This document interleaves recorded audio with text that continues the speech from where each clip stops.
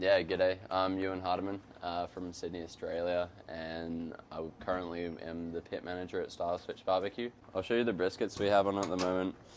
So we've got a pretty big cook. We've got 1,005 pounds, weighing it's, a total of 119 briskets. So you're looking at about like a 9 pound average. Kind of just collecting a lot for our Thanksgiving vac seals, but then we also supply 2 locations. So we'll hold on to about, I would say 60 tomorrow, and then our Cedar Park location will have about 40.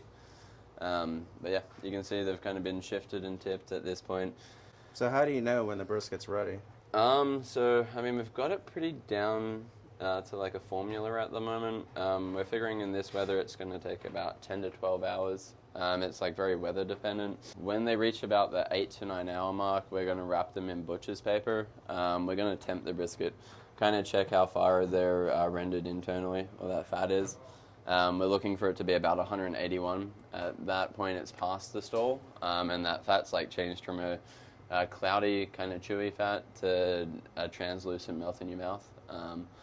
And it's pretty hard to achieve that once you put them in the paper bag to finish them off, because it's going to steam inside of there, so the water's going to have a really hard time evaporating out of that fat. At that 8 to 9 hour mark, we're going to wrap them in butcher's paper. Then we're going to cook them at about 300 to 325 for another 2 hours, and then when they reach an internal of about 209, 206 to 209, we're going to pull them. And yeah, so I mean that's the magic temperature that we go for. Where do you probe them to get the temp? Is it in the flat or in the middle? So we're gonna do 3 points, and that's where it kind of becomes the mastery, I guess, or the skill comes in at the end. So we're gonna temp it right through the point here, right through the center where like the 2 muscles meet, and there's that big band of fat, and then we're also gonna kind of come in through the flat here, and just make sure that that's also done. But yeah, that's the real skill. Just comes obviously from like getting all 3 parts to like sync up, and for us typically like that center is going to be the last bit to kind of catch up. But the name of the game is like building up momentum in that point that's then going to like transfer, because it's like it really just wants to find an equilibrium. I think like the big game changer for us recently is like the resting process. So about 3 months ago, we kind of decided to rest them all in a room that's set at 69 degrees. So we put them on sheet trays and then on a speed rack. And yeah, every single day of the year that room is set to 69, so we can kind of control slightly how rapidly the brisket's going to fall. And it's kind of allowing us to just really dial in that pull point and pull it like when it's completely done.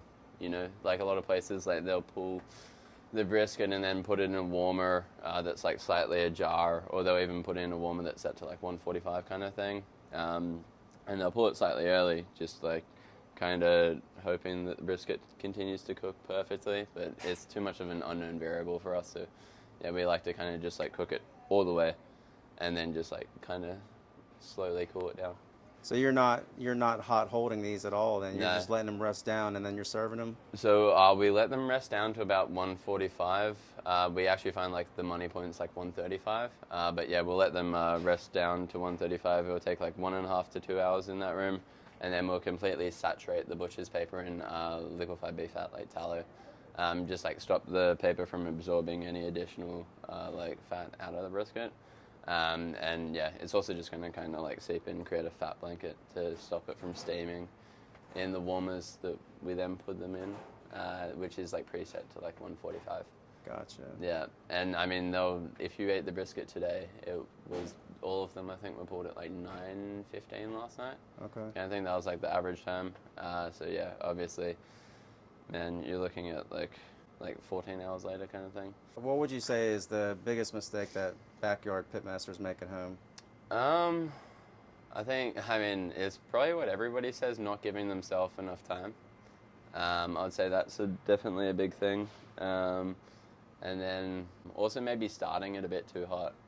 Like we really start these things low and slow. Like we'll start them and again, like our times and temps are going to vary dramatically from like somebody's backyard pit, because these things are just so massive that like the fire and heat that we need to cook things in here is just a lot greater.